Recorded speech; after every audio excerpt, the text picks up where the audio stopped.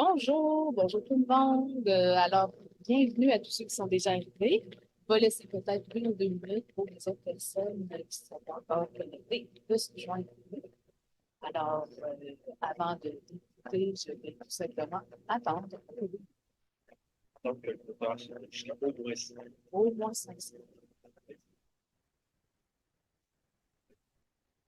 On-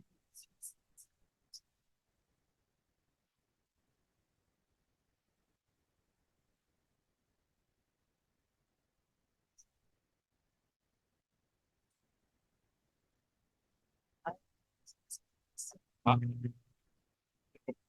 Très connu. Paris. On prend les paris dans le chat tout le monde.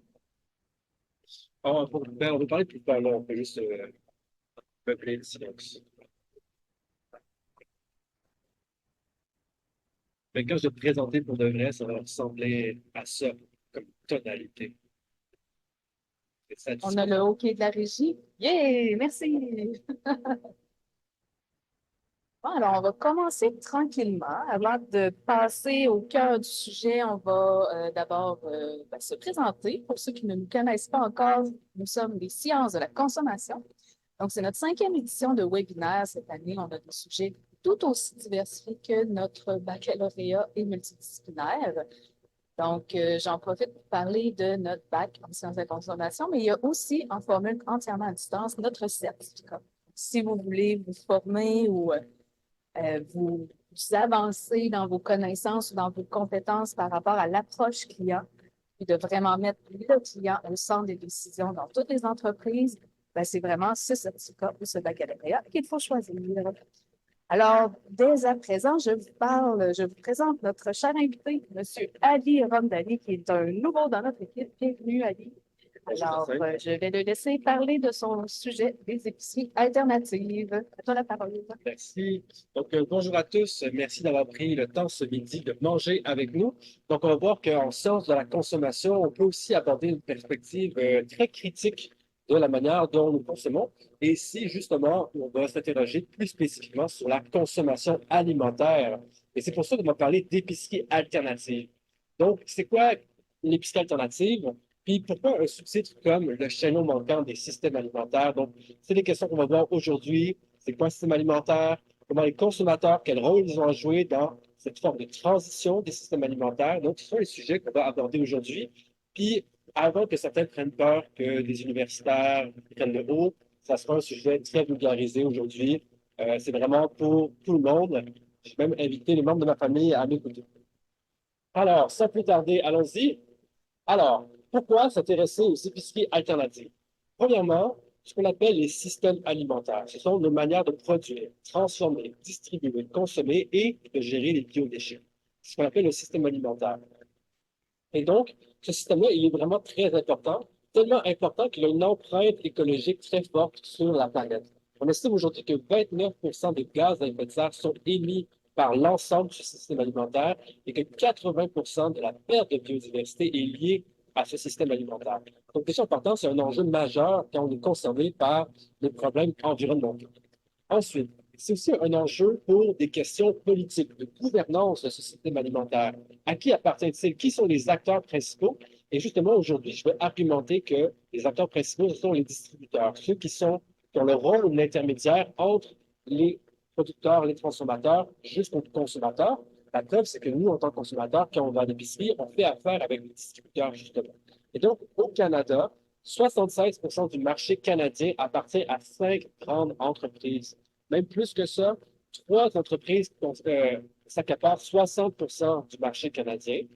Et en gros, l'ensemble des acteurs de la distribution représentent 54% du PIB bioalimentaire au Québec. C'est-à-dire que 54% de la valeur de tout ce qui est échangé au sein du système alimentaire est accaparé par les acteurs de la distribution.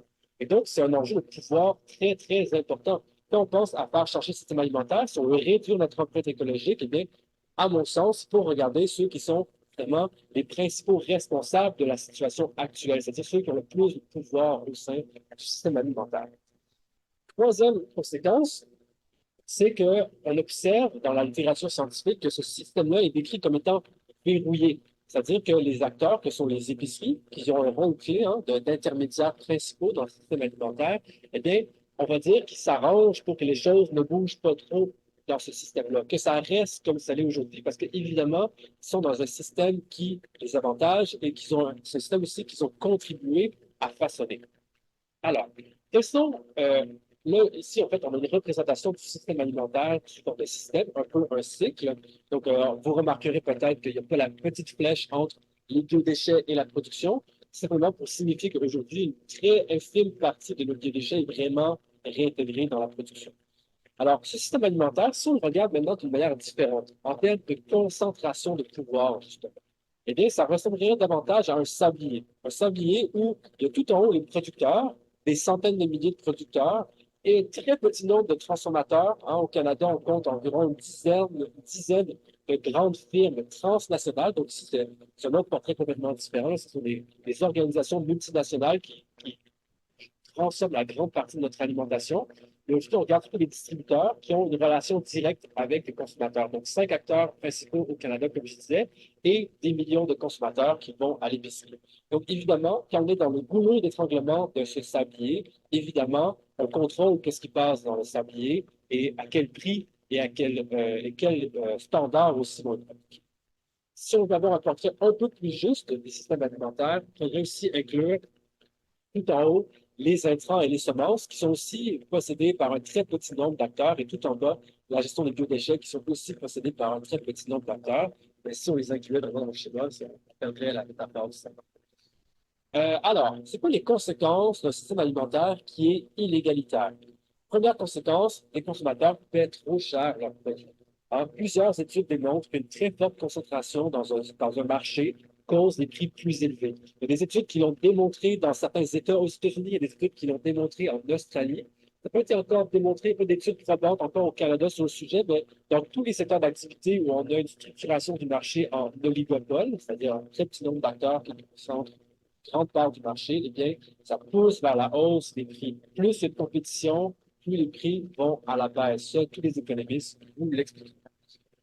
Une autre conséquence pour les consommateurs, c'est que ça permet aux acteurs de se coordonner. Hein. 5 personnes assises autour d'une table d'un restaurant, ça passe facilement inaperçu.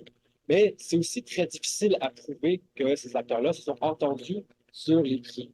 Sauf que le Bureau de la concurrence du Canada a démontré qu'en 2001 et 2015, les grands acteurs de la distribution alimentaire se sont entendus sur le prix du pain et que les consommateurs canadiens auraient payé finalement des milliards de trop pour le prix de leur pain dans cette période-là donnée. Donc ça, c'est qu'un petit exemple finalement, qui serait la pointe de l'iceberg finalement des conséquences pour les consommateurs d'un marché inégalitaire. Une conséquence aussi sur les alternatives. Hein, aujourd'hui, on étudie les épiceries alternatives. Donc, en gros, hein, grosso modo, pour dire rapidement, les modèles qui échappent du 76 donc les autres. Et donc, évidemment, les 5 principaux acteurs, eh bien, ce sont eux qui déterminent les normes alimentaires. Hein. C'est-à-dire, c'est quoi la longueur d'une carotte idéale, c'est quoi la longueur d'un zucchini idéal, sachant qu'aujourd'hui, sont gaspillés, en fait, les aliments qui ne correspondent pas aux standards de l'agro-industrie. Et donc, et c'est eux aussi qui déterminent les standards d'esthétique, les prix, ainsi de suite. Donc, ça limite la concurrence pour que d'autres projets d'épicerie puissent faire différemment. Ensuite, aussi des conséquences sur les producteurs qui sont maintenus dans la précarité, parce que comme on l'a vu, il y a 5 grands acteurs qui vont acheter leur production de centaines de milliers de producteurs agricoles. Donc, évidemment, ça leur laisse un grand pouvoir, finalement, de négociation, et ça fait en sorte, finalement, que les agriculteurs sont dépendants de subventions et ou des exportations. Donc, évidemment, ça a nuancé selon les secteurs agricoles. Ça concerne moins les secteurs soumis à la gestion de l'offre. Mais grosso modo, on peut dire que si les épiceries en prennent plus d'argent, ben, ça laisse moins d'argent finalement pour la production. Typiquement, pour une carotte, sur une carotte de 1 $, c'est moins de 10 cents qui va à un producteur. Et même quand le prix des aliments augmente, c'est pas nécessairement que le prix va être répercuté pour le producteur nécessairement. Alors, maintenant, vous comprenez pourquoi c'est important de s'intéresser à ce sujet-là. Donc, concrètement, le projet de recherche qu'aujourd'hui je vous présente, on se pose la question centrale. Quel est le rôle des épiceries alternatives dans la transition écologique? Donc, ici, on étudie vraiment ces projets-là pour leur potentiel de contribution au changement social, au changement en faveur de plus grande durabilité environnementale. Et donc, ça nous mène à 2 objectifs de recherche. D'un côté, décrire en elle-même les pratiques des épiceries. Qu'est-ce qu'ils font? Comment ils s'engagent avec les consommateurs et en matière d'environnement. Donc, ça nous invite à regarder plusieurs types de pratiques que ces épiceries mettent en place, notamment autour du gaspillage alimentaire, de la production durable, de leur empreinte carbone, de la gouvernance et la réduction des emballages. Ça, c'est qu'une partie du problème des épiceries. Parce que l'autre partie du problème, c'est les consommateurs et leur interaction avec les épiceries. C'est pour ça que notre deuxième objectif de recherche, c'est de décrire les pratiques des consommateurs en matière d'environnement et de participation. Donc, comment est-ce qu'on va regarder précisément comment est-ce que les consommateurs choisissent leurs produits, comment est-ce qu'ils évitent le gaspillage alimentaire et comment ils s'engagent au sein de leur épicerie. Et vous savez bon pourquoi ici, je mets beaucoup d'emphase sur la gouvernance et la participation. Donc, déjà, comme on a vu, c'est un problème, un enjeu de pouvoir au sein du système alimentaire. Donc, on va voir comment les consommateurs peuvent finalement redistribuer le pouvoir en contribuant à des épiceries qui sont alternatives. Alors, nous, juste pour terminer sur la description des projets de recherche, plus spécifiquement, ce qu'on va regarder, c'est ce qu'on appelle la jonction dans la consommation, c'est-à-dire c'est ce moment où se rencontrent épicerie et consommateurs. Donc, on va, grosso modo, faire des entrevues, typiquement, avec à la fois des épiciers et des consommateurs dans des situations concrètes, des situations d'épicerie, des situations de consommation. Alors, là, peut-être qu'à ce stade-ci, vous vous demandez vraiment, oui, mais c'est quoi une épicerie alternative? Vraiment, de quoi on parle, puis peux-tu me donner des exemples? Alors, là, c'est justement, on y est. Donc, les épiceries alternatives s'inscrivent dans une approche qu'on qualifie de socio-centrique. Hein. À l'inverse, ce ne sont pas des projets qui sont technocentrés. On ne va pas changer le monde ici en mettant des capteurs, des nouvelles technologies. On va changer le monde en valorisant l'innovation sociale, la participation des citoyens, dans une perspective de justice sociale. Et donc, finalement, qu'est-ce qui fait qu'un projet d'épicerie est alternatif? C'est ce qu'on appelle sa promesse de différence. Qu'est-ce qui promet de mettre en œuvre de différent que les acteurs, on va dire, conventionnels de la distribution? Et donc, là, quand on prend ce prisme-là, de la promesse de différence, on voit apparaître tout un spectre d'épiceries alternatives. Donc, on constate que c'est une appellation qui est assez large, qui inclut différents types d'épiceries, donc à la fois les épiceries zéro déchet, les épiceries coopératives, les épiceries communautaires, on peut parler aussi des épiceries qui sont autogérées, et on peut parler aussi inclure là-dedans les paniers bio ou encore les plateformes de distribution en ligne. Donc, c'est vraiment très large. Ce qui nous intéresse ici, c'est vraiment tous les acteurs qui sont à l'extérieur de ces 5 grands joueurs-là sur le territoire du Québec. Et on va regarder encore plus spécifiquement les épiceries, les projets d'épicerie qui favorisent la participation des membres et une plus grande durabilité environnementale. Et donc, finalement, ces épiceries alternatives peuvent être qualifiées d'innovation sociale. Pourquoi? Parce qu'ils promettent et elles proposent de nouvelles façons de penser et d'organiser le commerce alimentaire. Ça, ce que ça veut dire, en fait, c'est que même si une épicerie se dit alternative, même si ça propose des produits qui sont complètement sans emballage, puis super écologiques, il n'y a aucune épicerie aujourd'hui qui est 100% alternative. Ils vont toujours s'hybrider avec des logiques conventionnelles et des logiques alternatives. C'est pour ça que ça en font des espaces d'expérimentation qui sont très intéressants pour la recherche à étudier, parce que c'est là où se mettent en œuvre des nouvelles pratiques, des nouvelles choses qu'on n'avait pas vues, des agencements complètement différents. Donc, il ne faut pas non plus être trop exigeant envers ces épiceries parce qu'elles évoluent au sein de l'univers concurrentiel, pour les rappeler. Hein. Elles doivent concurrencer les épiceries classiques qui, eux, jouent avec des marges très faibles et des prix souvent très, très bas, très agressifs. Donc, on va voir comment ils font pour résoudre, surmonter ces tensions-là et cette pérennité. Alors, là, j'ai vraiment beaucoup parlé des épiceries, mais les consommateurs dans tout ça, où est-ce qu'ils se retrouvent? Alors, quand on regarde plusieurs sondages le démontrent, là, je vous en ai mis un qui est assez récent, qui date de 2024, les différentes tendances chez les consommateurs. Donc, juste 3 chiffres clés ici qui vont vraiment permettre d'illustrer mon propos. C'est que 70% des consommateurs au Canada disent rechercher des aliments qui ont une mention écologique. 36% ont déjà modifié leur habitude de consommation au cours des 5 dernières années pour des enjeux de durabilité et 32% ont déjà boycotté des marques, des produits qui sont qualifiés de non durables. Donc, c'est vraiment majeur. Ça montre vraiment qu'il y a une tendance de fond chez les consommateurs pour vraiment consommer, on va dire, de manière plus responsable. Sauf que, concrètement, ça, c'est la volonté des consommateurs qui nous est traduite dans un sondage, leur valeur, leur idéal de consommation. Sauf que, dans la pratique, quand on regarde les chiffres des distributeurs, quand on regarde les statistiques à la consommation, c'est pas vraiment ça qu'on observe. On observe plutôt, en fait, ce qu'on appelle le green gap.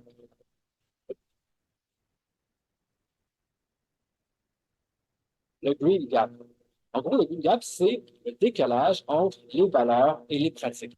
C'est le décalage entre les gens qui disent, moi, je veux des produits écologiques à l'épicerie, mais quand ils vont à l'épicerie, ils vont prendre le produit le moins cher, peu importe sa qualité environnementale.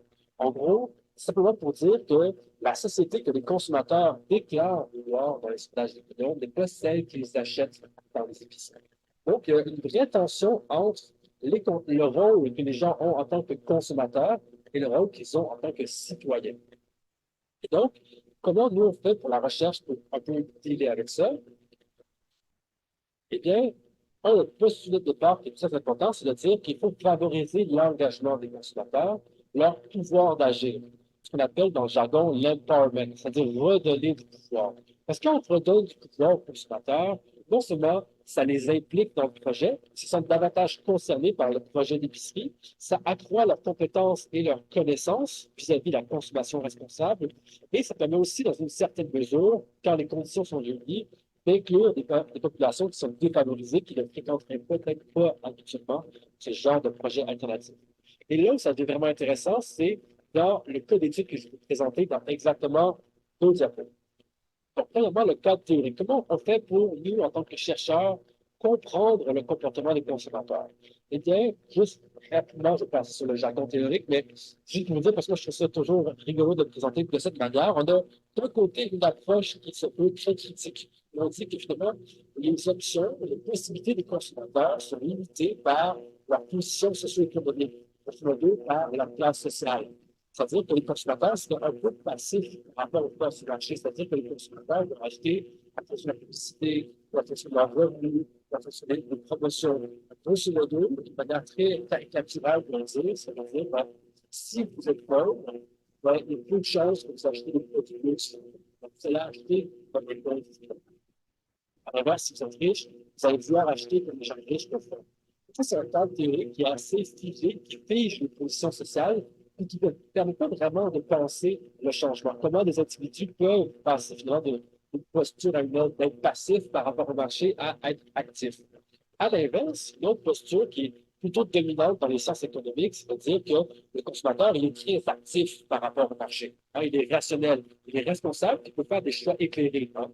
L'image type de ça, c'est vraiment le consommateur qui va prendre le temps de lire toutes les étiquettes de tous les produits qu'il achète à l'épicerie, puis qu'à chaque semaine, il va prendre le temps de vraiment faire des choix éclairés quand il va faire sa sélection de produits. Évidemment, moi, je connais très peu de gens, très peu d'études qui démontrent vraiment que les consommateurs ont le temps, l'espace mental, les ressources intellectuelles pour vraiment faire des choix éclairés dans toutes les situations. C'est pour ça qu'en sociologie, on a développé une approche intermédiaire qui s'appelle la théorie des pratiques sociales. En gros, c'est simplement pour dire que ce qu'on fait comme pratique, nos actions qu'on pose, les gestes qu'on fait quand on achète, en fait, ils sont surtout déterminés par nos routines, nos habitudes. Hein? On a peut-être fait un jour le choix d'acheter une marque de pain, puis il y a une très bonne chance que dans les 10 prochaines années, on rachète toujours la même marque de pain. C'est assez simple à comprendre. On ne peut pas à chaque fois qu'on va aller se questionner sur quelle marque de pain on peut acheter. Et le deuxième facteur qui détermine vraiment les pratiques sociales, ce sont ce qu'on appelle les infrastructures, les conditions matérielles. Hein? On sait très bien que dans les épiceries, la manière dont les produits sont positionnés, l'emplacement où ils sont placés n'est pas laissé au hasard. C'est pour ça que la disposition matérielle des choses, l'endroit où l'épicerie va se trouver aussi, ça va influencer le comportement des consommateurs. Donc, les consommateurs sont capables de libre arbitre, mais sont aussi pris dans des contraintes de temps, de charge mentale et matérielle, et de compétences aussi.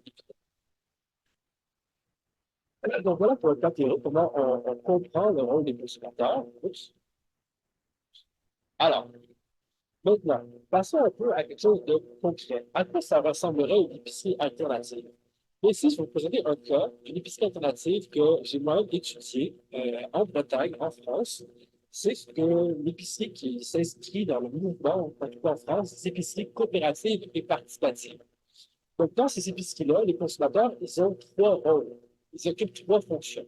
Ils sont à la fois bénévoles pendant 3 heures toutes les 4 semaines. Ils sont aussi les consommateurs exclusifs de l'épicerie, c'est-à-dire que si vous n'êtes pas coopérateur et si vous n'êtes pas bénévole, vous ne pouvez pas venir acheter dans l'épicerie. Et donc, c'est ce qui fait de vous, dans le troisième pôle, les propriétaires exclusifs de ce projet d'épicerie. Parce qu'on est ici dans un modèle juridique de la coopérative de consommateurs. Donc, pour pouvoir conserver ce privilège selon d'acheter dans la coopérative, il faut continuer de faire du bénévolat. Et il faut avoir pris une part sociale, c'est-à-dire un engagement financier vis-à-vis de la coopérative. Alors, concrètement, c'est pas des projets qui sont vraiment nouveaux, novateurs, hein, dans le sens où les coopératives de consommateurs ont connu beaucoup de hauts et de bas dans leur cycle de vie, hein. Donc, on peut observer, grosso modo, trois vagues de coopératives de consommateurs. La première, au début, à la fin du 19e siècle, où finalement, l'autogestion, c'est-à-dire une organisation des consommateurs entre eux pour acheter des produits, c'était une réponse à la pauvreté, finalement, que les gens subissaient. Donc, à cette époque-là, les épiceries s'organisaient pour avoir les prix les plus bas possibles et à faire des achats groupés ensemble. Après, il y a eu la Deuxième Guerre mondiale, ça s'est réinstitutionnalisé, ça a été désorganisé.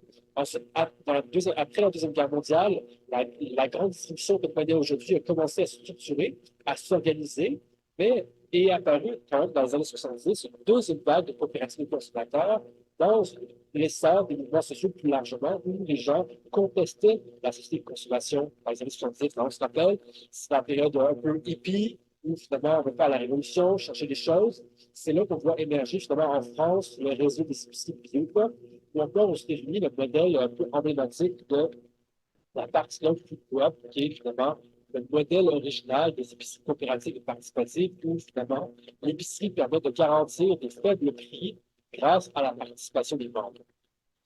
Tout ça, ça a été balayé par ce qu'on appelle le néolibéralisme dans les années 80-90, où finalement la grande distribution s'est tellement bien organisée, a eu des économies d'échelle tellement importantes qu'elle a pu offrir des prix vraiment très bas et surtout une offre de produits vraiment exceptionnelle. Et finalement, ce qu'on a observé, c'est un fort déclin des modèles d'épicerie coopérative. Sauf que depuis environ les années 2010, aux États-Unis ou en France, et donc au Canada, peut-être un peu moins en décalage par rapport à ces deux pays, on observe une recrudescence des coopératives de consommateurs, notamment autour des enjeux environnementaux et communautaires. C'est là qu'on observe en France, notamment en 2011, le démarrage du projet de la Louvre à Paris, qui a été le premier projet en France dans ce genre, et en 2019, celui de les Europe à Rennes, le projet qu'on utilise aujourd'hui. Donc, vous avez ici sur la présentation, là, en bas à droite, la cartographie des épiceries coopératives en France. Donc, il y a environ une centaine, en fait 150 projets, dont une cinquantaine de projets qui ont ouvert leurs portes. Et en haut à droite, ce sont leurs homologues américains qu'on va aussi distribuer sur le carte des États-Unis. Alors, concrètement, on se rappelle que notre question de recherche, c'est, oui, c'est bien beau les épiceries alternatives, mais comment ils peuvent contribuer à la transition écologique? Comment ils peuvent contribuer au changement social et à la prise en compte, finalement, des enjeux environnementaux et sociaux? Alors, premier point,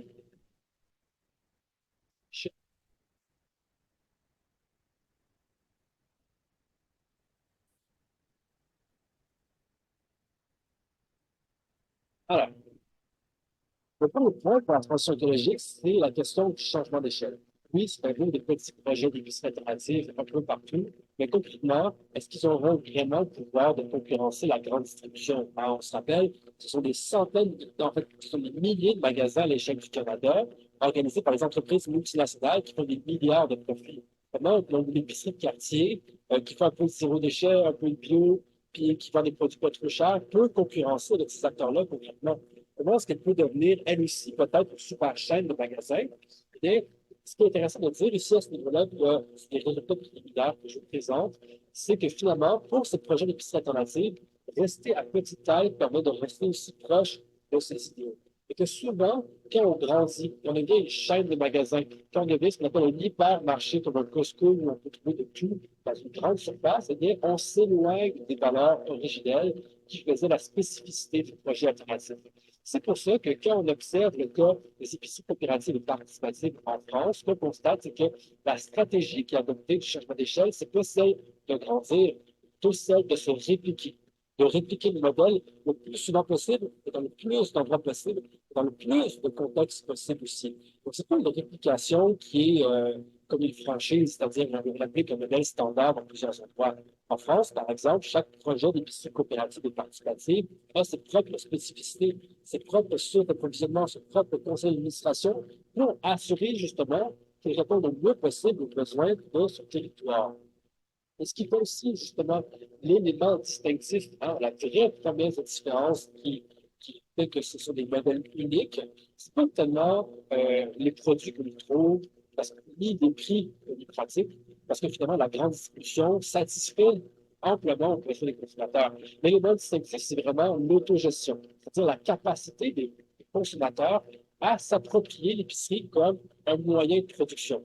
C'est-à-dire, au lieu de simplement choisir individuellement mes produits à l'épicerie, j'ai choisi collectivement mes produits avec ma coopérative de consommateurs. Ça fait que quand j'arrive dans une épicerie comme celle-ci, là, je donne une anecdote en titre de consommateur moi-même, ça réduit considérablement la charge mentale. Parce que je sais que quand je vais dans cette épicerie-là, je vais trouver que des produits qui ont été présélectionnés pour la faible empreinte environnementale, pour le respect des conditions de travail des producteurs, pour la proximité du lieu de production, pour leur valeur éthique. Et je sais aussi que même quand des produits n'auront pas coché tous ces critères-là, on offrira toujours le moins pire ou la meilleure solution, ou toujours le meilleur rapport qui a été pris, parce que je sais que ce sont d'autres coopérateurs comme moi qui sont dans les comités qui choisissent les produits et qui sont responsables de l'approvisionnement, et que toutes ces questions-là liées à l'approvisionnement, mais aussi à la question des marges du prix qui est proposé et de l'image de marque de l'entreprise. Donc, tout ça, c'est débattu dans des comités, dans des réunions qui sont parfois effectivement interminables, mais quand même, ça reste démocratique. Tout ça est voté en Assemblée générale. Donc, finalement, c'est fait que le consommateur est beaucoup plus impliqué dans le processus de transition. C'est le premier point. Deuxième point, si les gens reviennent à l'épicerie coopérative, comme je disais, c'est pas tant pour les produits et les prix, mais c'est aussi pour la question du lien social.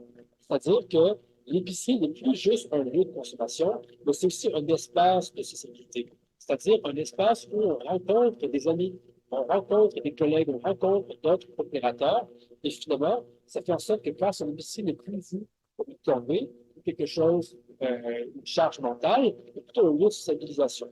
Et ça c'était vraiment très, très difficile, normal ou conventionnel. Eh bien, c'est un lieu impersonnel. Ouais. Finalement, on n'a pas d'interaction, on n'a pas d'échange de regards avec les gens. Mais quand on va à l'épicerie coopérative, alors là, c'est fun. On rencontre des gens, on jase devant la porte, il y a un espace pour prendre un café, pour discuter. Et donc, ça fait en sorte que l'épicerie n'est plus simplement un lieu de consommation, mais c'est aussi un lieu de socialité, je le répète encore une fois. Et ça permet notamment non seulement de réduire la distance entre les consommateurs, mais aussi réduire la distance avec les producteurs. Parce que dans ces épiceries-là, évidemment, on travaille sur les circuits courts, sur de la proximité, sur de l'achat local. On travaille sur la mise en valeur des producteurs locaux. Un autre exemple qu'on donne souvent, c'est que même si un produit, par exemple, les carottes, ne sont pas labellisées biologiques, ne sont pas labellisées biologiques, ça,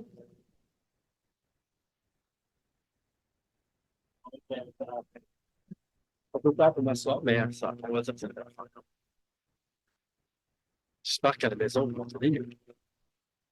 Donc, ce que je disais, c'est que ça réduit aussi la distance avec les producteurs, dans le sens où, euh, voilà, j'ai perdu mon mot.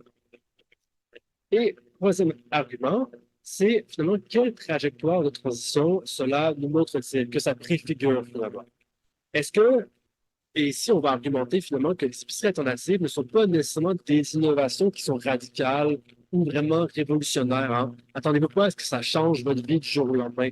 Ce sont plutôt des initiatives qui vont préfigurer un nouveau modèle de société. Hein? Au stade où on en est de la transition écologique, simplement montrer que d'autres options sont possibles, que d'autres modèles d'organisation sont possibles, que d'autres manières de consommer sont souhaitables, eh bien, c'est déjà un premier pas dans la bonne direction pour initier un mouvement collectif. Et donc, le but ici, c'est d'instituer un nouveau modèle d'organisation sociale en commun, où on contribue tous finalement à notre approvisionnement et que ce n'est pas simplement un choix individuel, ni un choix qui est délégué à une organisation tierce qui, pour le cas des épiceries conventionnelles, sont les entreprises les plus lucratives et qui cherchent justement à organiser le marché d'une manière à leur profiter et non pas à profiter à la réduction des inégalités sociales. Merci, Ali, beaucoup pour cette présentation.